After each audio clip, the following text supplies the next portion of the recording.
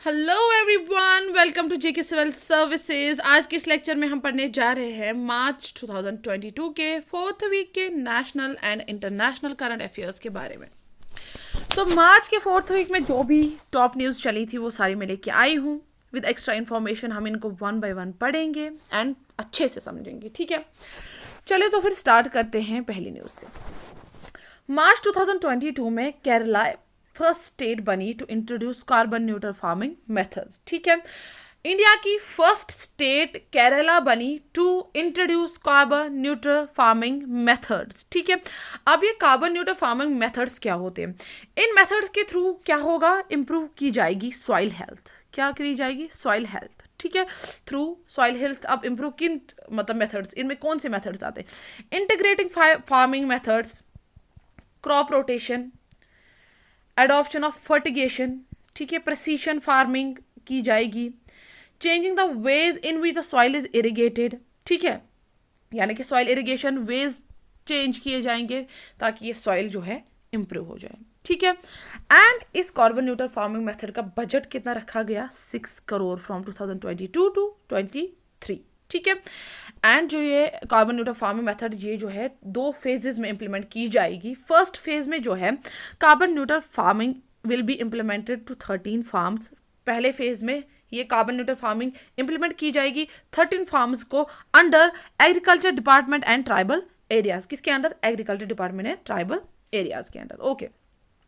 Second phase में क्या होगा? Model carbon neutral farms develop किए जाएंगे इन 140 असेंबली कॉन्स्टिट्यूएंसीज, ओके। यहाँ पे अब कैसा क्वेश्चन अराइज हो सकता है कि पहली स्टेट एरिया की कौन सी है जहाँ पे कार्बन न्यूट्रल फार्मिंग मेथड्स जो है इंट्रोड्यूस किए गए, है ना। एंड कितने फेजेस में, ठीक है। एंड इनका बजट कितना रहा, ठीक है। यहाँ पे फर्स्ट फेज में क्या किया गया, ठीक है, इंप्लीमेंट किया गया यहाँ पे। एंड सेकेंड फेज में क्या किया गया, ठीक है। Different type of questions arise हो सकते हैं। चलिए इसके बाद बात करते हैं द शील्ड कोविशील्ड, ठीक है। कोविशील्ड का नाम आपने सुना होगा, वैक्सीन था कोविड-19 के दौरान है। कोविड-19 को प्रोटेक्ट करने के लिए वैक्सीन कोविशील्ड बनाया गया था। लेकिन यहाँ पे बात हो रही है द शील्ड कोविशील्ड एक कॉफी टेबल बुक है जो किन्होंने लिखी? प्रकाश कुमार सिंह ने। किन्होंने? प्रकाश कुमार सिंह ने कॉफी टेबल बुक लिखी, जो कि डायरेक्टर है कहाँ के? Government and regulatory affairs at serum institute. कौन से? प्रकाश कुमार सिंह, ओके। यहाँ पे बात करते हैं ये बुक को लॉन्च किसने किया? अमित शाह ने, इन प्रेजेंस ऑफ आदर सी पूनावाला। ये आदर सी पूनावाला कौन है? ये है CEO of Serum Institute of India, ठीक है। क्या है ये Adar C Poonawalla? CEO of SII। Amit Shah ने इन्हीं की प्रेजेंस में है जो ये बुक को लॉन्च किया, ओके। इस बुक में क्या लिखा गया है, क्या बताया गया है? इस बुक में लिखी गई है journey of Serum Institute of India in producing Covid vaccine Covishield, ठीक है। पूरी जर्नी लिखी गई है इस बुक में, किसकी? सीरम इंस्टीट्यूट ऑफ इंडिया की, उनकी जर्नी के बारे में कि उन्होंने ये कोविशील्ड कैसे बनाया, ठीक है।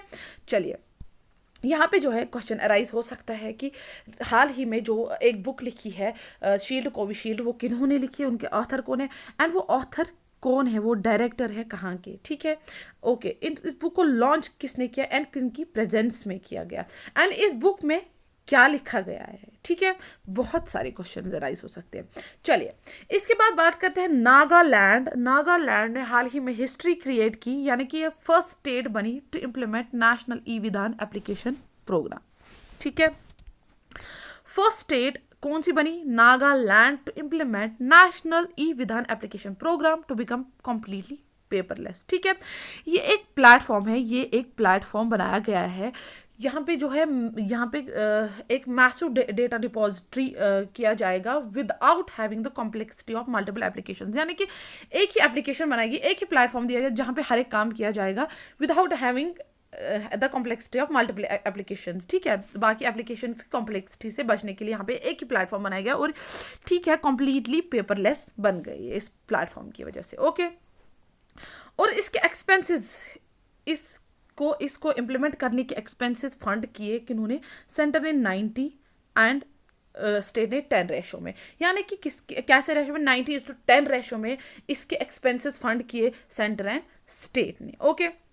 यहाँ पे क्वेश्चन अराइज हो सकता है कि नागालैंड फर्स्ट स्टेट बनी जहाँ जो कम्प्लीटली पेपरलेस बनी, उन्होंने क्या इम्प्लीमेंट किया कि वो कम्प्लीटली पेपरलेस बनी, है ना। तो ये आंसर आएगा। या फिर ये ऐसे क्वेश्चन आ सकता है वो कौन सी स्टेट बनी जहाँ पे national e Vidhan application NeVA to become completely paperless, तो वो कौन सी स्टेट है, वो है नागालैंड। ओके, चलिए next, third edition of joint training between Indian army and Uzbekistan army. ठीक है, एक ज्वाइंट ट्रेनिंग जो हेल्ड की जाती है between Indian army and Uzbekistan army, उसका थर्ड एडिशन था 2022 में। ठीक है, एंड 2022 में इस थर्ड एडिशन का नाम क्या था, एक्स डसलिक। और कहाँ पे ये ज्वाइंट ट्रेनिंग हेल्ड की गई थी, एट यंगायरिक उज्बेकिस्तान। ठीक है, कहाँ पे, यंगायरिक उज्बेकिस्तान। इससे पहली वाली की बात करते हैं तो लास्ट एडिशन जो हुआ था कहाँ पे, कंडक्टेड एट रानीखेत उत्तराखंड इन मार्च 2021। यहाँ पे ये पूछा जा सकता है कि इस साल का Indian army and Uzbekistan army का की जो ज्वाइंट ट्रेनिंग थी वो कौन सा एडिशन था इस साल का, वो था थर्ड एडिशन। ठीक है, एंड इसका नाम क्या था, एंड ये कहाँ पे हेल्ड की गई थी। लास्ट का भी पूछा जा सकता है कहाँ पे हेल्ड की गई थी एंड कब। ओके, चलिए, एंड ये जो है ये ट्रेनिंग कब से कब तक, 22 to 31 मार्च 2022 तक चली थी। ओके, चलिए, इसके बाद बात करते हैं इंडियन आर्मीज अग्निबाज डिवीजन। इनकी जो है इंडियन आर्मी अग्निबाज डिवीजन की एक जॉइंट एक्सरसाइज होती है किनके साथ, महाराष्ट्र पुलिस के साथ, लुलंगर पुणे के जो है ऑर्गेनाइज्ड। ठीक है, एक जॉइंट एक्सरसाइज 2020 मार्च 2022 में ऑर्गेनाइज की गई थी इन दोनों के बीच में, जिसका नाम क्या रखा गया, सुरक्षा कवच 2।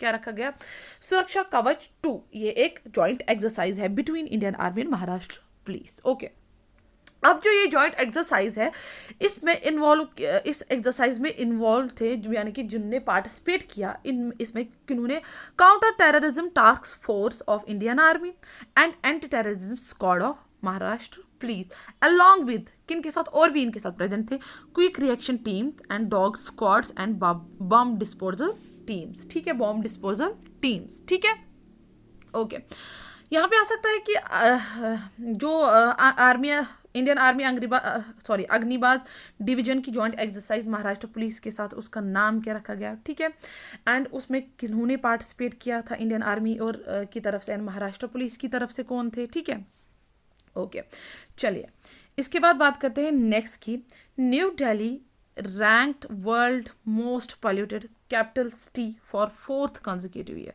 ठीक है, एक रिपोर्ट थी, एनुअल एयर क्वालिटी रिपोर्ट, जो कि मार्च 2022 में आई, किनकी थी, स्विस ग्रुप की थी। इस रिपोर्ट के मुताबिक न्यू दिल्ली की जो है टॉप रैंक आई in world's most polluted capital city. ठीक है, कौन सी, न्यू दिल्ली, 4th consecutive, चौथी बार आई है। ठीक है, चौथी बार लगातार आई है न्यू दिल्ली ही world's most polluted capital city. Okay, इसके बाद बात करते हैं बिहार की। बिहार फर्स्ट स्टेट, बिहार पहली स्टेट बनी to introduce concept of dynamic map for village.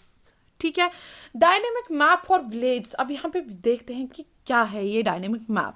ये एक डिजिटल मैप है। ठीक है, इस डिजिटल मैप के द्वारा क्या दिखाया जाएगा कि अगर कोई ऑनर है, जो ऑनर है लैंड का, वही वहाँ पे दिखाया जाएगा। ऐसा होता है कभी कभी कि अगर कोई लैंड का ऑनर होता है, कोई दूसरा झगड़ा करके आता है एंड उसकी लैंड पे कब्जा करता है। ठीक है, यहाँ पे इससे जो है पूरी क्लैरिटी मिलेगी कि लैंड का ऑनर कौन है।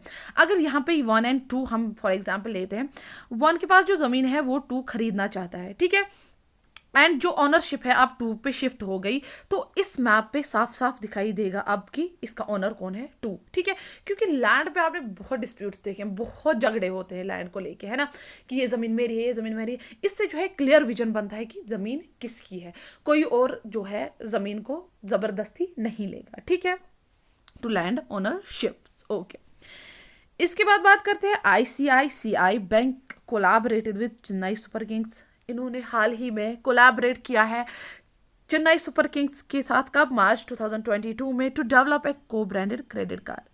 ठीक है, इन दोनों का कोलैबोरेशन किस लिए था, ताकि डेवलप करे एक को ब्रांडेड क्रेडिट कार्ड, जिसका नाम इन्होंने क्या रखा है, Chennai super Kings ICICI bank credit card. Okay, customers apply कर सकते हैं, डायरेक्टली एसएमएस करना है KING टू 5676 पे। ओके, डायरेक्टली एसएमएस, तो जो भी जिनको भी अप्लाई करना होगा।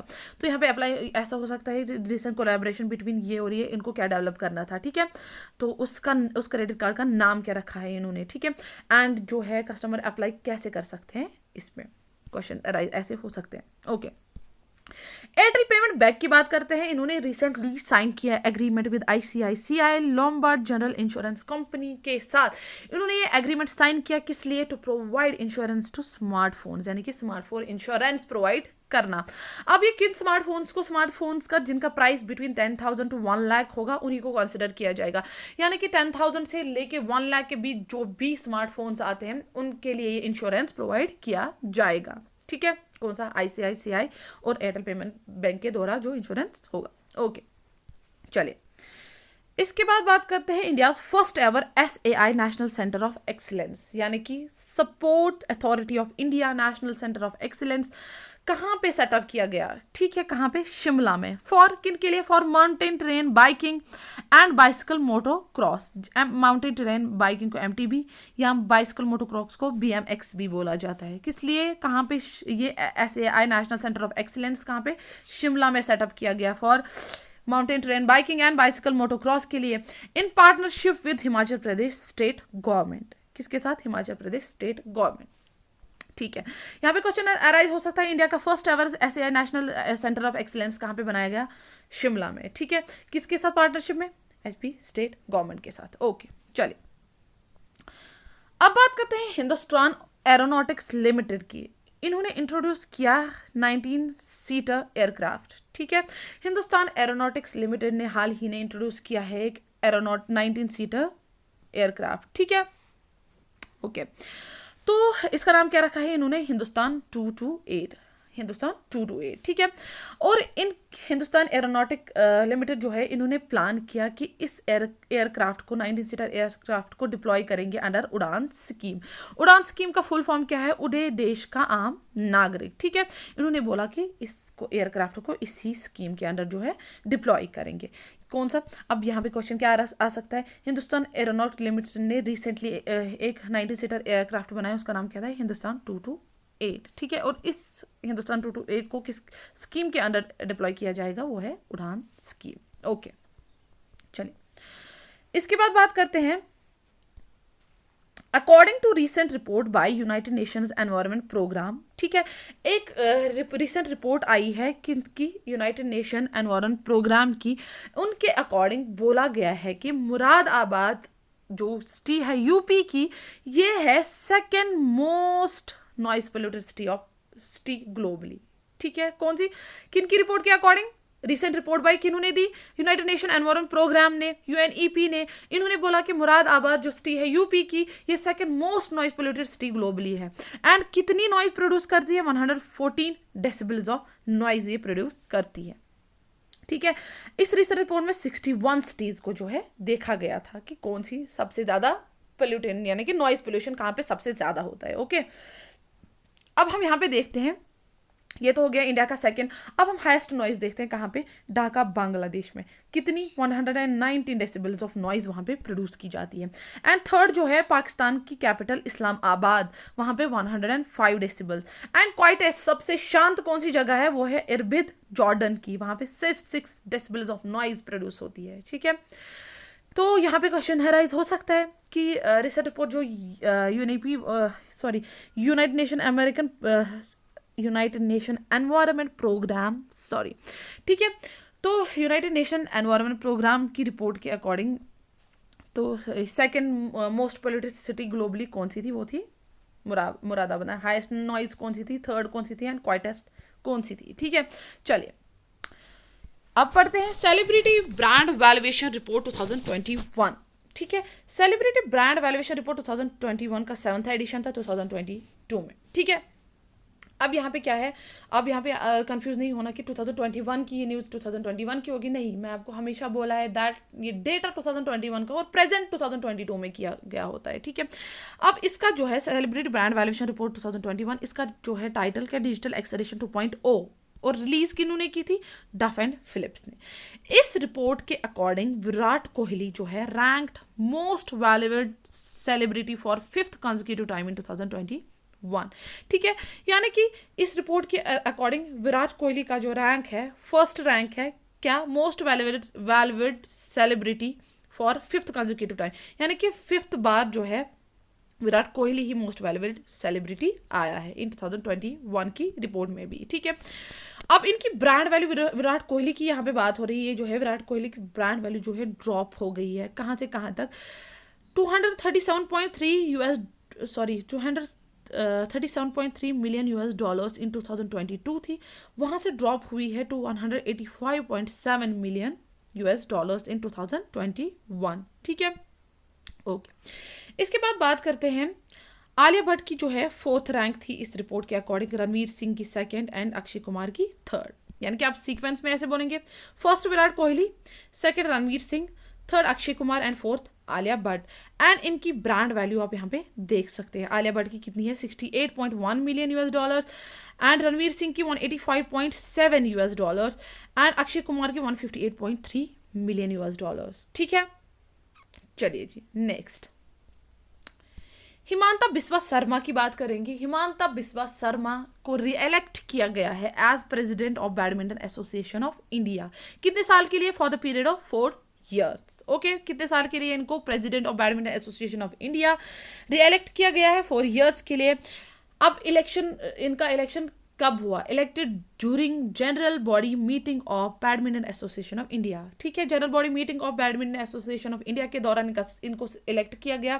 कब वो हुई थी? On March 25, 2022। हिमांता बिस्वा शर्मा जो है ये करंट सीएम ऑफ आसाम है, ये vice president of Badminton Asia है, member of Badminton World Federation executive council इसके मेंबर भी हैं, एंड इनको फर्स्ट इलेक्ट किया गया था एज BAI चीफ भी इन 2017। ठीक है, ओके। चलिए यहाँ पे बात करते हैं, महाराष्ट्र ने रिसेंटली इंट्रोड्यूस की एक स्कीम। ठीक है, इस स्कीम के द्वारा क्या किया जाएगा? इस स्कीम के थ्रू ये किया जाएगा कि पर्सनल लोन प्रोवाइड किए जाएंगे, ऑफर किए जाएंगे किनको? प्रिजनर्स, यानी कि प्रिजनर्स के घर वालों को पर्सनल लोन दिए जाएंगे। कितना? Up to ₹50,000 at 7% interest rate. कितना? 7% इंटरेस्ट रेट। ठीक है, अब इस स्कीम जो है इम्प्लीमेंट कहाँ पे की गई है? किस जेल में इन्होंने किन प्रिजनर्स पे इम्प्लीमेंट की है? ये वारदा सेंट्रल जेल इन पुणे महाराष्ट्र। ठीक है, वहीं पे इम्प्लीमेंट की है। ओके, इस लोन जो ये लोन इनको प्रिजनर्स को पर्सनल लोन प्रोवाइड किया जाएगा, इसको क्या बोलते हैं?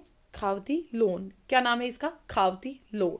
ओके, इसके बाद बात करते हैं इंडिया ने जीता मार्च 2022 में 3rd edition of SAFF U18 women's football championship. SAFF क्या? South Asian football federation U18 women's football championship किसने जीता? इंडिया ने। ओके, तो अब ये 3rd एडिशन हेल्ड किया गया था कहाँ पे? एट झारखंड में, at JRD Tata sport complex Jamshedpur. कहाँ पे? झारखंड में। कहाँ पे? जमशेदपुर में। ओके, अब यहाँ पे अब ये जो है चैंपियनशिप के दौरान हाईएस्ट गोल स्कोरर कौन थी? लिंडा कॉम नाम था इनका। हाईएस्ट गोल स्कोरर कौन थी? लिंडा कॉम। एंड इस चैंपियनशिप में जो है 3 कंट्रीज ने पार्टिसिपेट किया था। किस ने? India, Bangladesh and Nepal. Question आ सकता है ना ऐसे कि जो इंडिया का 3rd एडिशन इंडिया ने 3rd एडिशन ऑफ जो SAFF U18 women's football championship जीता है, उसमें कितनी कंट्रीज ने पार्टिसिपेट किया, एंड हाईएस्ट गोल स्कोरर कौन था, एंड ये कहाँ पे हेल्ड किया गया था, है ना। चलिए इसके बाद देखते हैं, सुरेश रैना जो कि फॉर्मर इंडियन क्रिकेटर यानी कि एक्स इंडियन क्रिकेटर है, उनको अवार्ड दिया गया है, स्पोर्ट्स आइकन अवार्ड इनको रिसेंटली दिया गया है। कहाँ पे? At Maldives sports award 2022। कहाँ पे? मालदीव स्पोर्ट्स अवार्ड 2022 में स्पोर्ट्स आइकन अवार्ड किनको मिला? सुरेश रैना जो कि एक्स इंडियन क्रिकेटर थे। ओके, इसके बाद बात करते हैं हम नॉर्थ कोरिया ने मार्च 2022 में टेस्ट फायर किया इंटरकॉन्टिनेंटल बैलिस्टिक मिसाइल, जिसका नाम क्या है? हॉसंग 17। क्या है? हॉसंग 17। ओके, ये हॉसंग 17 जो है ये लार्जेस्ट लिक्विड फ्यूल्ड मिसाइल है, ठीक है, लार्जेस्ट लिक्विड फ्यूल्ड मिसाइल है। इसको जो है मॉन्स्टर मिसाइल भी बोला जाता है, किसको, हॉन्ग 17 को। एंड ये हॉन्ग 17 जो है फर्स्ट फुल ICBM सिंस 2017 है, यानी कि first full intercontinental ballistic missile है सिंस 2017, जो कि कब टेस्ट फायर किया गया, मार्च 2022 में। ओके, इसके बाद बात करते हैं स्टीफन विलहिट की, जो कि क्रिएटर हैं किसके, ग्राफिक्स इंटरचेंज फॉर्मेट जिफ जिसको हम बोलते हैं। 1987 में इन्होंने ये बनाया था। कौन से ग्राफिक्स इंटरचेंज फॉर्मेट, जो अपने हम फोन्स में देखते हैं कि जिफ जिसको हम बोलते हैं, ठीक है, शॉर्ट फॉर्म में। क्या है, क्या फुल फॉर्म है जिफ का, ग्राफिक्स इंटरचेंज फॉर्मेट। किन्होंने बनाया था ये, स्टीफन विलहिट ने। कब, 1987 में। हाल ही में जो है उनका देहांत हो गया, ठीक है, वो मर गए मार्च 2022 में, पास्ट अवे ड्यू टू कोविड-19 इश्यूज की वजह से इनकी जो है डेथ हो गई। ओके, चलिए इसके बाद बात करते हैं वर्ल्ड बैंक की, international bank for reconstruction and development, IBRD। इन्होंने इशू किया वाइल्ड लाइफ कंजर्वेशन बॉन्ड। इन्होंने वाइल्ड लाइफ कंजर्वेशन बॉन्ड किस लिए इशू किया, to conserve Africa's black rhino, ठीक है। किन्होंने, वर्ल्ड बैंक, IBRD ने इशू किया wildlife conservation bond to conserve Africa's black rhino. इसलिए इस बॉन्ड को जो है राइनो बॉन्ड भी बोला जाता है, ठीक है। कितने साल तक, 5 years and $150 million sustainable development bond provide किया जाएगा, ठीक है। यहाँ पे क्वेश्चन अराइज हो सकता है कि वर्ल्ड बैंक ने हाल ही ने एक बॉन्ड इशू किया, वाइल्ड लाइफ कंजर्वेशन बॉन्ड, किस लिए, किनको कंजर्व करने के लिए, अफ्रीकन ब्लैक बॉन्ड। एंड इस बॉन्ड का दूसरा नाम क्या है, वो है राइनो बॉन्ड, ठीक है।